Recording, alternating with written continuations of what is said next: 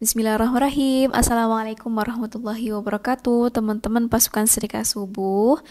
Alhamdulillah di kesempatan kali ini kita ketemu lagi di podcast ya teman-teman. Gimana kabarnya hari ini? Semoga sehat terus, lancar terus rezekinya, berkah terus umurnya, diistiqomahkan, diberikan kelancaran semuanya lah, pokoknya aktivitasnya, kegiatannya, pekerjaannya, apapun itu. Terus yang lagi punya masalah juga diberikan jalan sama Allah dan berkah sedekahnya, yang punya hutang segera diberikan lunas juga, terus yang lagi sakit disehatkan, amin, Allahumma amin. Oh ya, di sini sekalian ya, sebelum masuk ke materi yang mau Kiki sampaikan, teman-teman semangat terus untuk istiqomah. Pokoknya kalau misalkan teman-teman kelewat sedekah, nggak apa-apa, sedekah aja, diniatkan untuk ambil istiqomahnya meskipun udah kesiangan, udah kelewatan waktu, nggak apa-apa, it's okay, tetap lanjut aja gaspol sedekahnya. Semoga dengan wasilah sedekah yang teman-teman keluarkan, yang teman-teman hajatkan, yang teman-teman niatkan, itu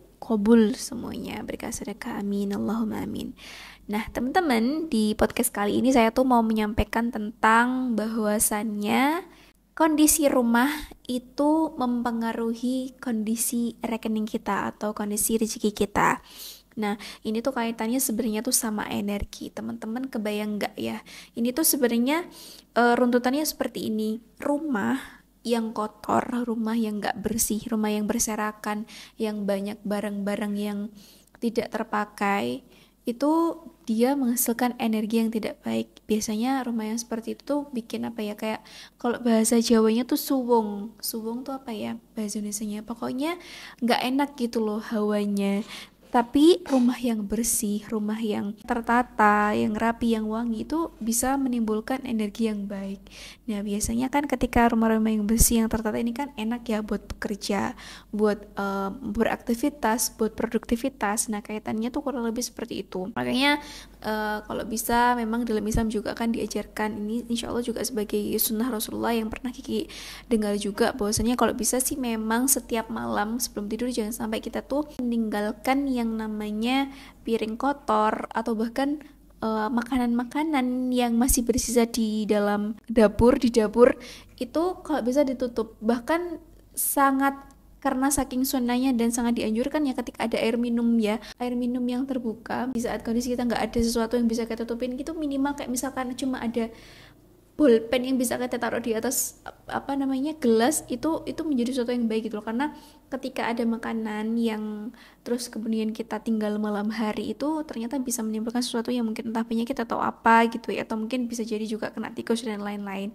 Itu kan juga apa ya, jorok juga kan sebenarnya kan, dalam misalkan kita diajarkan untuk menjadi orang yang bersih, yang indah.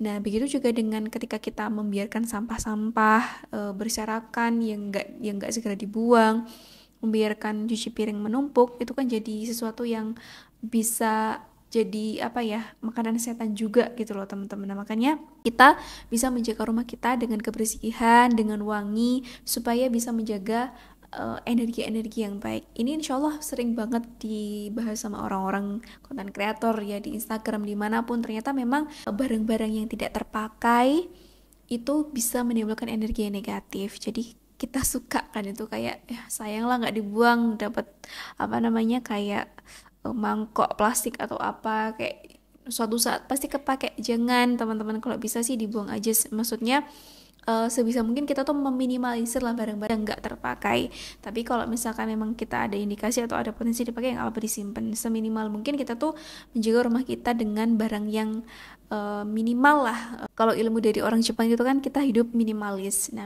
salah satunya adalah dengan cara seperti itu yang sangat simple, dengan rumah yang bersih, insya Allah akan mendatangkan energi yang baik. Terus kita bisa produktivitas, bisa semangat bekerja, semangat mengerjakan semua yang menjadi tugas-tugas kita, walaupun kita hanya sebagai ibu rumah tangga, itu kita juga bisa memaksimalkan di situ, kan enak gitu. Jadi memang benar, dan ini pun sebenarnya sudah saya rasakan sendiri kok teman-teman, ketika memang kondisinya itu rumah nggak bersih terus berserakan, itu rasanya emang males banget gitu.